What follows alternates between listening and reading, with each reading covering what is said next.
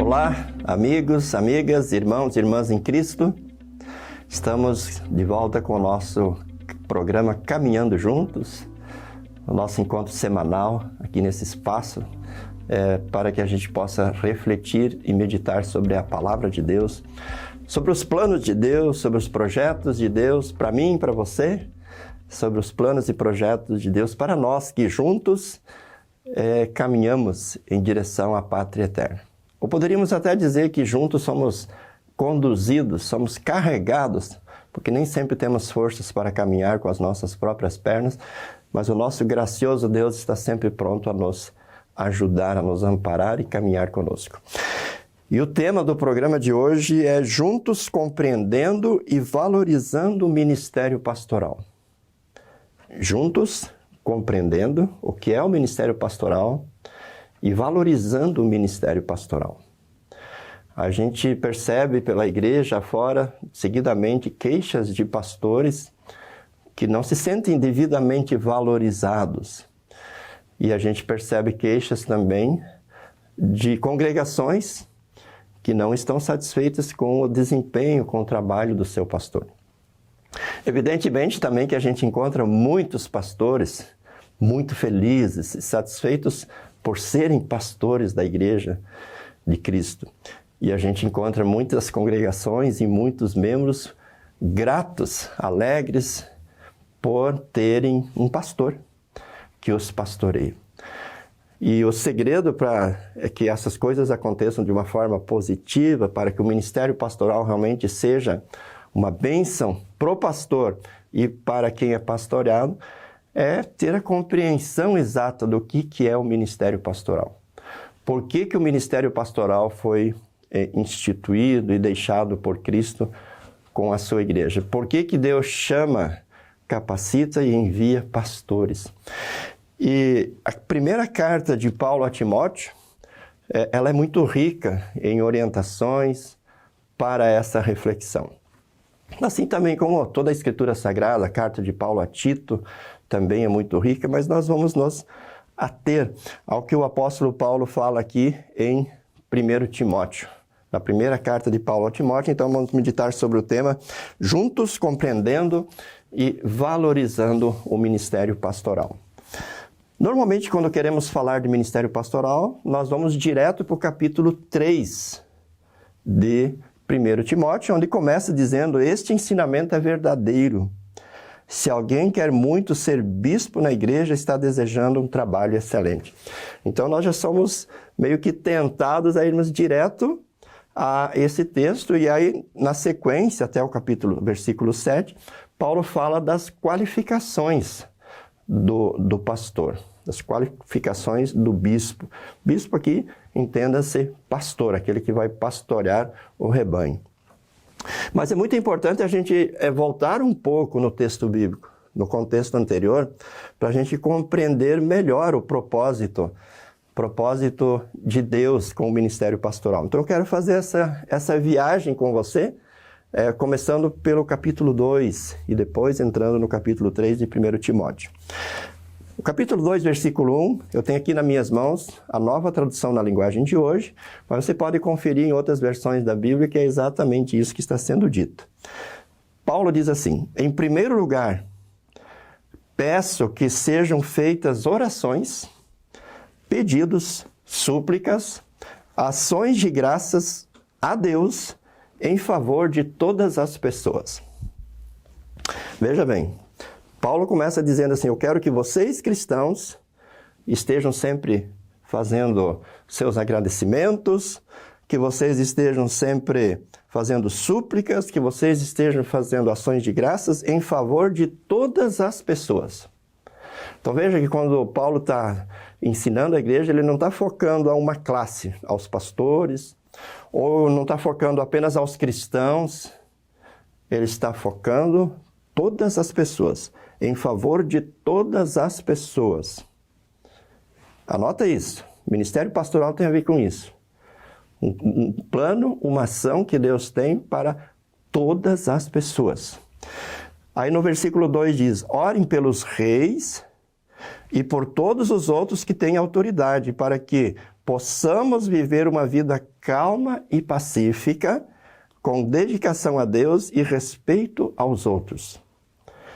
Agora, Paulo pede que nós cristãos estejamos orando pelas autoridades, pelos reis e por todos aqueles que exercem ou que têm autoridade. Veja que coisa interessante, né? Normalmente a gente quer orar por aquela autoridade com a qual nós nos identificamos. Ah, ela é da minha linha ideológica, eu oro por ela. Ela é do meu grupo partidário, eu oro por ela. É do outro grupo, eu não oro. Não é isso que a palavra de Deus está ensinando. Aqui, pensando num projeto que Deus tem para todas as pessoas, nós somos convidados, nós somos solicitados, nós somos convocados a orar por todos com um propósito aqui, ó, para que possamos viver uma vida calma, pacífica, dedicada a Deus e com respeito aos outros. Então ainda dá para imaginar que parece que Deus está querendo que a gente viva bem aqui neste mundo, para que todos vivam bem aqui neste mundo. O que é verdade. Se nós relacionarmos esse ensino ao primeiro artigo do Credo Apostólico, nós vamos ver que Deus realmente quer que todos nós vivamos bem. E Deus tem essa intenção também, que todos tenham uma vida digna, uma vida feliz, uma vida com qualidade aqui neste mundo. Mas observe que Deus pensa muito mais longe. Deus está indo muito além do que isso. Diz no versículo 4. Ele quer que todos sejam salvos e venham conhecer a verdade. Por que é que Deus quer que a gente ore por todos? Por que é que Deus quer que a gente ore pelas autoridades, para que nós possamos viver uma vida pacífica, tranquila e calma, e servir a Deus e respeitar o próximo? Porque Ele tem um propósito, Ele tem um objetivo muito maior do que tudo que a gente possa ver e entender. Ele quer que todos sejam salvos e cheguem ao pleno conhecimento da verdade. Esse é o propósito de Deus para cada ser humano que nasce neste mundo. Quer que todos sejam salvos e cheguem ao pleno conhecimento da verdade. De que forma as pessoas vão receber isso que Deus quer dar? Versículos 5 e 6. Pois existe um só Deus e uma só pessoa, que une Deus com os seres humanos, o ser humano Cristo Jesus, que deu a sua vida para que todos fiquem livres dos seus pecados. Esta foi a prova dada no tempo certo, de que Deus quer que todos sejam salvos. A prova é que Deus enviou Jesus, que se tornou um ser humano e realizou a obra da salvação. Você está percebendo a linha de raciocínio do apóstolo? Primeiro ele pede que ore por todas as pessoas. Depois ele diz, orem pelas autoridades, para que haja um ambiente favorável para todas as pessoas viverem, para que nós possamos servir a Deus e viver uma vida de respeito ao próximo. Depois ele diz, porque Deus quer que todos sejam salvos e cheguem ao pleno conhecimento da verdade. E aí, ele diz de que forma Deus vai realizar esse seu plano. Através de Jesus, o Verbo que se fez carne, né? O homem Deus, o Deus homem, que é o único, que diz aqui, é o único que pode reatar, né? Refazer essa relação entre Deus e o ser humano e Deus, porque o pecado destruiu, porque o pecado destrói, porque Jesus é o Deus homem, o homem Deus que une Deus e o homem e Deus na sua obra, realizada em nosso favor quando esteve aqui no mundo, cumprindo a lei, morrendo na cruz e ressuscitando. Então o objetivo de Deus é que todos sejam salvos por meio de Cristo, por meio daquilo que Cristo realizou na cruz do Calvário, por meio daquilo que Cristo oferece. Eu li para vocês aqui até o versículo 6. Agora observem o versículo 7. Paulo diz, e eu fui escolhido como apóstolo e mestre dos não-judeus para anunciar a mensagem da fé e da verdade. E eu não estou mentindo, estou dizendo a verdade. Então veja, dentro dessa linha de raciocínio, que Deus olha para todas as pessoas, que ele pede que nós cristãos oremos por todos. Que ele mostra que Deus quer que todos sejam salvos e cheguem ao pleno conhecimento da verdade. E que Deus quer fazer isso por meio de Jesus, que se tornou o verbo que se tornou carne, o Deus que se fez carne e realizou a salvação. Agora Paulo linka o ministério a esse projeto. Ele linka o ministério a esse plano de Deus. Ele diz, eu fui escolhido, daqui no versículo 7, como apóstolo e mestre dos não-judeus. Os não-judeus eram os chamados gentios, que não pertenciam ao povo de Deus no Antigo Testamento.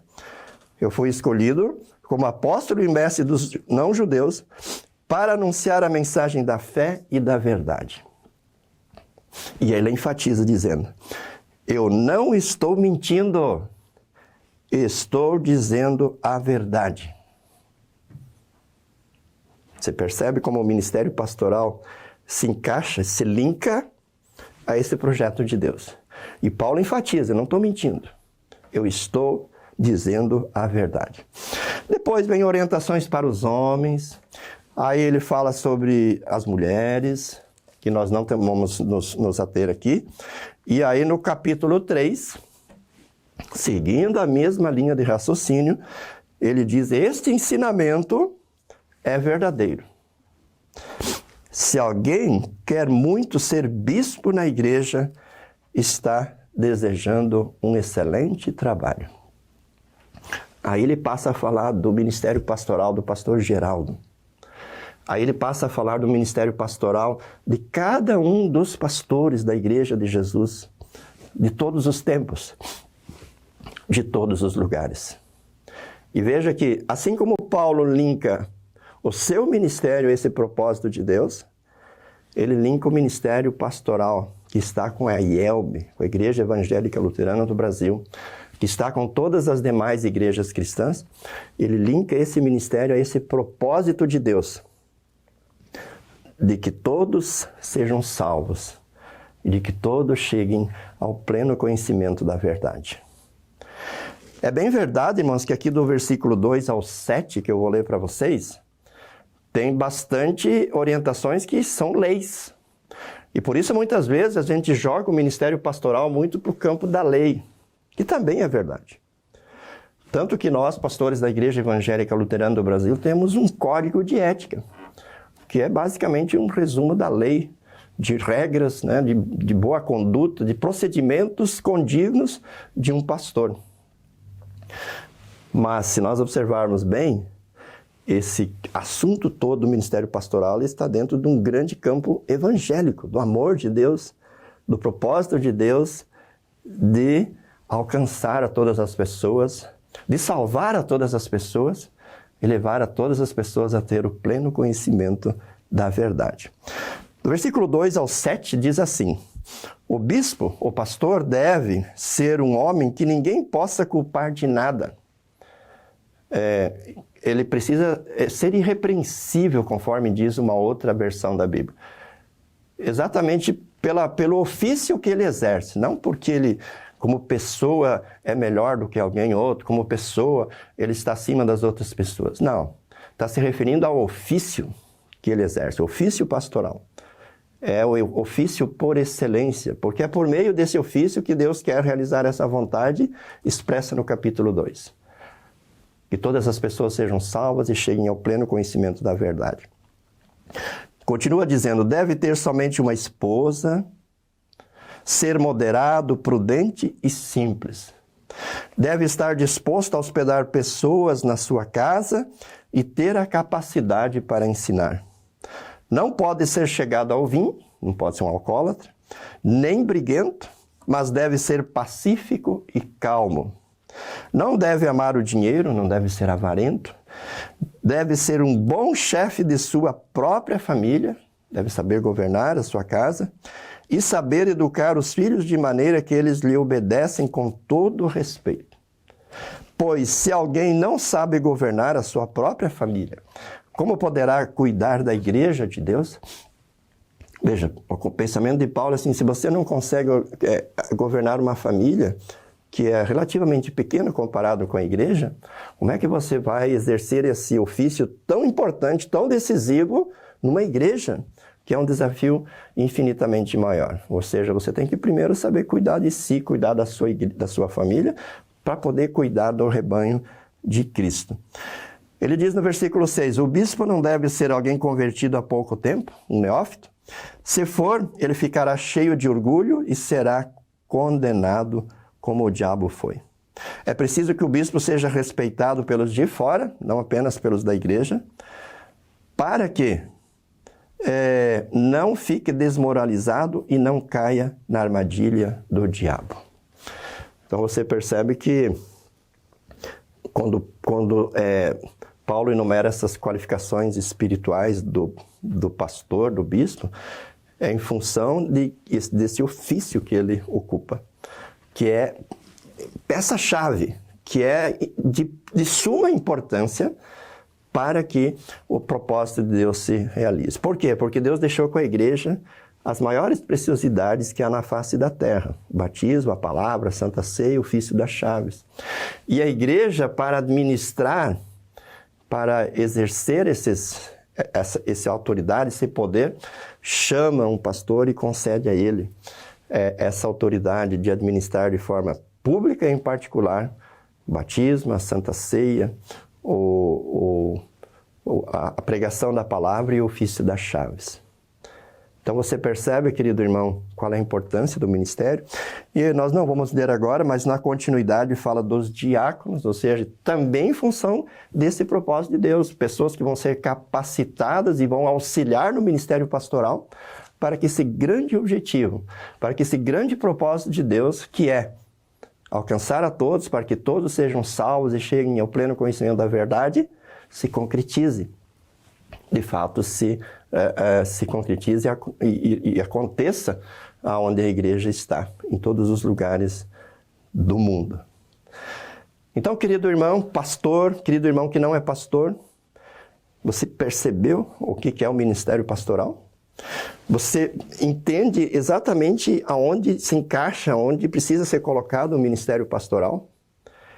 Ele precisa ser colocado dentro desse grande plano de Deus, desse grande propósito de Deus, que é alcançar e salvar vidas. E que vidas? Todas. Todas. Todas, exatamente todas, porque o contexto diz aqui que nós devemos orar por todos, por todas as pessoas. E o versículo 4 deixa muito claro, ele quer que todos sejam salvos e venham a conhecer a verdade. Então essa é uma verdade inquestionável. Essa é uma verdade muito clara, cristalina aqui nas Escrituras e que às vezes nós não percebemos, mas que nós precisamos perceber, porque está escrito de uma forma muito clara, muito direta e muito simples, aliás. Muito fácil de compreender e de entender. O que nós precisamos fazer, então, diante dessas palavras? Primeiro, eu quero dirigir uma palavra para você que é pastor. Você, querido pastor, você jamais pode, jamais deve ficar comparando a sua atividade, o seu ofício, a sua função, o seu trabalho com outros ofícios.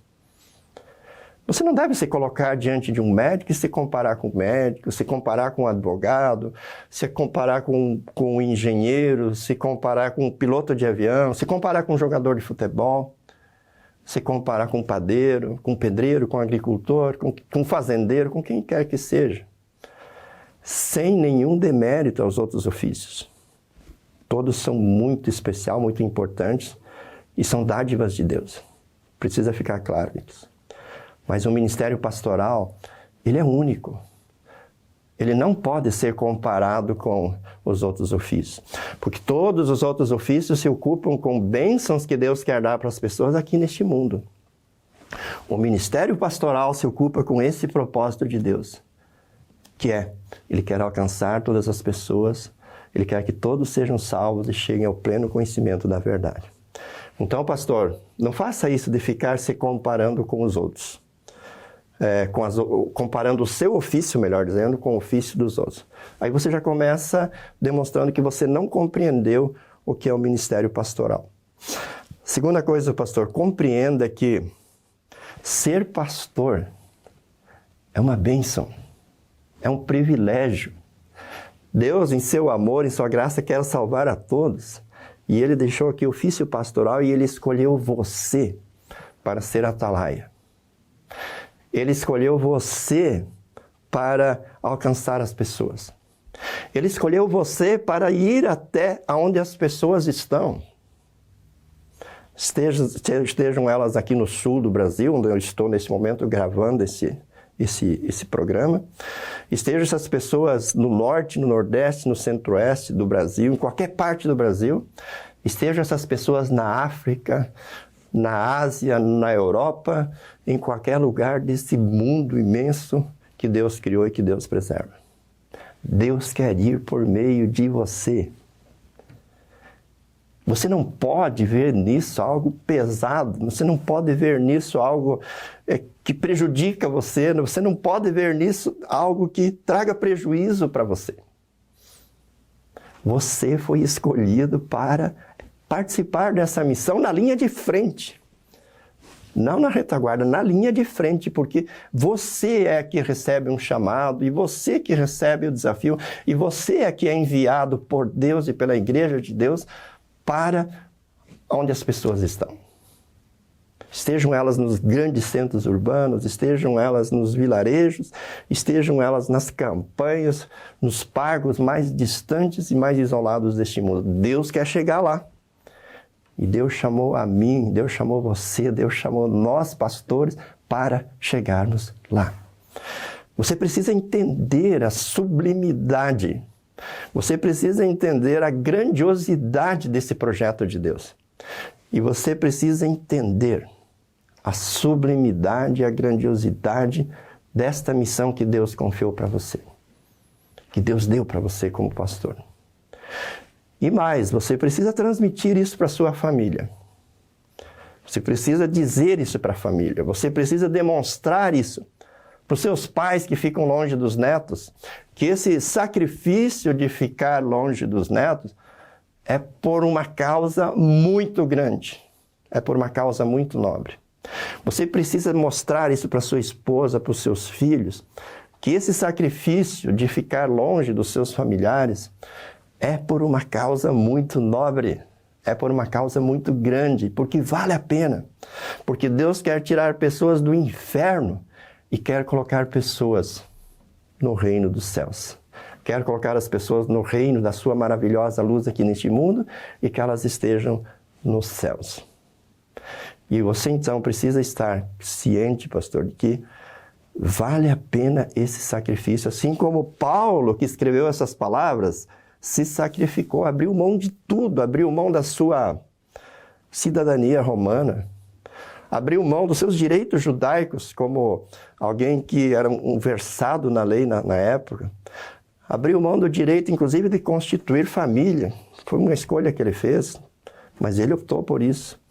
Ele abriu mão de possuir bens materiais, porque ele entendeu a grandiosidade. Ele diz aqui no versículo 7, porque eu fui escolhido como apóstolo dos não-judeus para anunciar a mensagem da fé e da verdade. E ele diz, eu não estou mentindo, estou falando a verdade. Então, querido pastor, se você começar a se comparar, olhar para as condições de vida dos outros que estão em outros ofícios, né? Quanto os outros ganham, o tipo de casa que os outros têm, o carro que os outros têm, as oportunidades de convívio que os outros têm com sua família, você vai ficar deprimido no ministério pastoral e você vai ter um sentimento de que ser pastor é um fardo, é um peso. E você vai transmitir isso para sua família, que ser família pastoral é um fardo, é um peso. E aí vocês vão cair num poço de lamúria. Vocês vão começar a encontrar defeitos na congregação, vocês vão encontrar defeitos nas pessoas, vocês vão encontrar defeitos na cidade, vocês vão encontrar defeitos na região, vocês vão encontrar defeitos no distrito que vocês pertencem, na igreja, na IELB, na diretoria nacional, e a vida de vocês vai ser um poço de lamentações, e aí o grande objetivo de Deus por meio de você se perde. Você vive uma vida triste, deprimida, estressante e você ainda não permite que Deus, por meio de você, realize o seu propósito lá onde é que Ele mandou você, na cidade onde você está, na congregação onde você está. Então, querido pastor, valorize esse plano de Deus, valorize esse propósito de Deus e valorize o fato de você ter sido escolhido juntamente com a sua família para uma missão que é a mais nobre que há na face da terra. Não há nada que possa se comparar com o ministério pastoral, que é, conforme diz aqui, o ofício por excelência. Este ensinamento é verdadeiro. Se alguém quer muito ser bispo ou pastor na igreja, está desejando um excelente trabalho. Por que excelente? Porque está conectado com esse propósito de Deus, que nós já enfatizamos tanto aqui, que é que todos sejam salvos e cheguem ao pleno conhecimento da verdade. Mas agora eu queria dirigir uma palavra para você. Eu vou dirigir uma palavra para você que não é pastor. E que às vezes, infelizmente, nós percebemos pessoas que trabalham contra o ofício pastoral, que trabalham contra o ministério pastoral, que trabalham contra o seu pastor. Por várias razões. Porque o pastor não é do jeito que eu queria. Mas quem disse que o pastor tem que ser do jeito que você quer? O pastor não é enviado por Deus para a sua cidade, para a sua congregação, para satisfazer os seus caprichos, para satisfazer os seus desejos, para satisfazer as suas vontades. O pastor é enviado por Deus por esse projeto que ele tem de alcançar você, de alcançar sua esposa, de alcançar os seus filhos, de alcançar a sua família toda, os seus vizinhos, os seus colegas de trabalho, porque Deus deseja que todos sejam salvos e cheguem ao pleno conhecimento da verdade. Então o pastor vai lá, meu irmão, não para ser um showman, para fazer aquilo que você gosta, para cantar no tom que você gostaria de ouvir os hinos, para ter o timbre de voz que você gostaria de ter, para ter os dons que você gostaria de ter. Não, o pastor vai lá para administrar o batismo, para pregar a palavra, administrar a Santa Ceia e o ofício das chaves. E treinar e capacitar você e todos os seus irmãos e irmãs da igreja para que vocês vivam a fé, para que vocês cheguem ao pleno conhecimento da verdade. O pastor vai lá para ensinar você. Então você tem que sim parar com a sua atividade, com a sua agenda no dia do estudo bíblico e participar.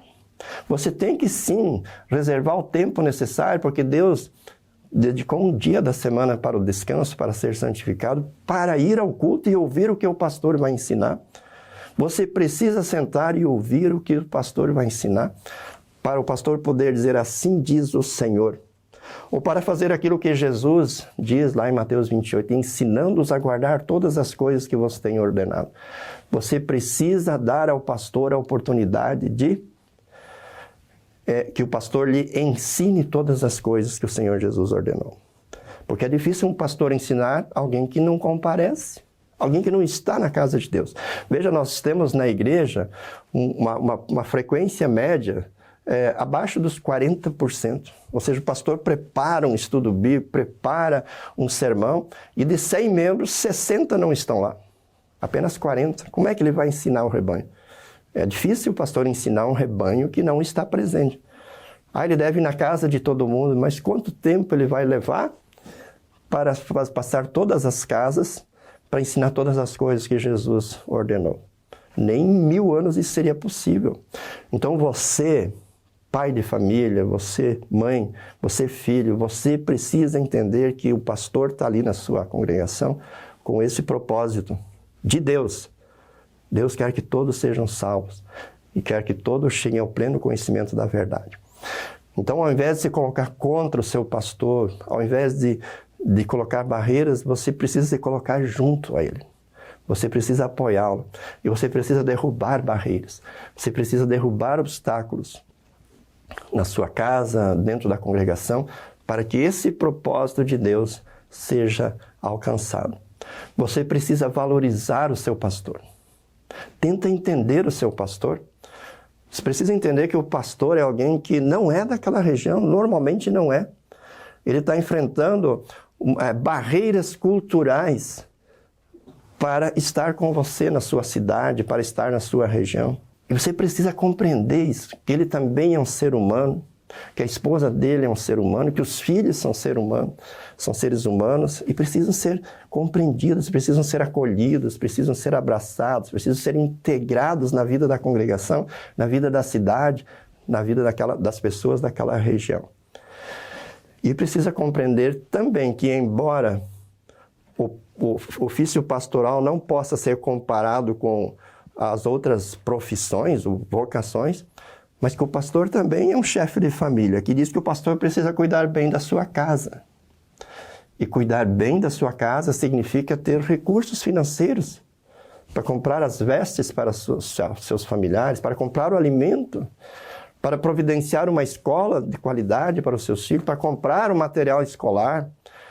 E como o pastor normalmente está longe da sua família, ele precisa de recursos para viajar com a sua família, para rever o sogro, a sogra, o papai, a mamãe, o vovô e a vovó dos seus filhos, os cunhados, enfim, os familiares. Nós vamos encontrar nas Escrituras vários textos dizendo que digno do seu salário é o trabalhador. E aquele que está sendo ensinado dessas dádivas de Deus, que compartilhe com aquele que está ensinando todas as dádivas que ele recebeu. Você é desafiado pela palavra de Deus, pelo próprio Deus, a colocar os seus recursos, através de ofertas generosas e voluntárias, à disposição da igreja, para que esse propósito, esse ministério possa ser mantido. E esse propósito de Deus possa ser realizado na sua vida, na vida da sua família e das pessoas na cidade, na região onde você vive. Então você percebe, querido irmão, que é um grande privilégio ter um pastor. É um grande privilégio, porque mostra que Deus quer estar ali com você. E Deus quer que isso que ele diz aqui, que todos sejam salvos e cheguem ao pleno conhecimento da verdade, aconteça com você, com a sua família, com a sua casa, com seus entes queridos. Mas você precisa entender isso. E você precisa valorizar isso. E você precisa compreender o que é exatamente o ofício pastoral. E precisa estar com o pastor, estar com o ofício pastoral e não contra o pastor e contra o ofício pastoral. Porque contra, já existem muitos. Satanás é contra, o mundo é contra, a velha natureza humana é contra. Agora, nós que somos regenerados e que compreendemos esse propósito de Deus, precisamos nos colocar a favor de Deus, a favor do ofício pastoral, a favor desse projeto de Deus. E aí, nesse sentido, pastores e não pastores, nós precisamos estar unidos na gratidão a Deus, por Ele querer que todos sejam salvos e cheguem ao pleno conhecimento da verdade. E todos nós, pastores e não pastores, precisamos estar juntos para que isso na prática aconteça. Porque Deus decidiu fazer assim, através dos meios da graça. E Deus entregou esses meios da graça para nós. E cabe a nós agora nos unirmos e fazer com que eles cheguem lá nos corações das pessoas e Deus realize a sua vontade na vida de cada um. Por isso, querido irmão, eu gostaria muito que você não apenas ouvisse e assistisse essa nossa reflexão de hoje, mas gostaria que você pegasse a sua Bíblia e lesse. Lesse 1 Timóteo 2, 3, que você lesse todas as cartas pastorais de Paulo, que você lesse todas as Escrituras e meditasse junto com os seus na grandiosidade do amor, da graça, da misericórdia de Deus, do grande propósito que Deus tem de tirar as pessoas do inferno, a mim e a você, e cooperasse, sendo pastor ou não. Eu só sou cristão, mesmo sendo pastor, porque um pastor foi instrumento de Deus e me levou à graça. Porque pastores me ensinaram, me confirmaram, me instruíram e me prepararam para a vida. Então, sendo pastor ou não pastor, todos nós somos frutos dessa ação de Deus por meio do ofício pastoral. E por isso nós precisamos valorizar e viver e realçar e destacar cada vez mais essa preciosidade, esse ofício por excelência que Deus deixou conosco, que é o ofício pastoral, porque ele está intimamente ligado ao propósito de Deus. de que todas as pessoas sejam salvas e cheguem ao pleno conhecimento da verdade. Deus abençoe você, pastor, Deus abençoe você que não é pastor, nesta reflexão. E que ela traga crescimento para a Igreja de Cristo e especialmente que seja para a honra e glória do nosso Deus. Um forte abraço e até o nosso próximo programa. Tchau, tchau. Fiquem todos com Deus.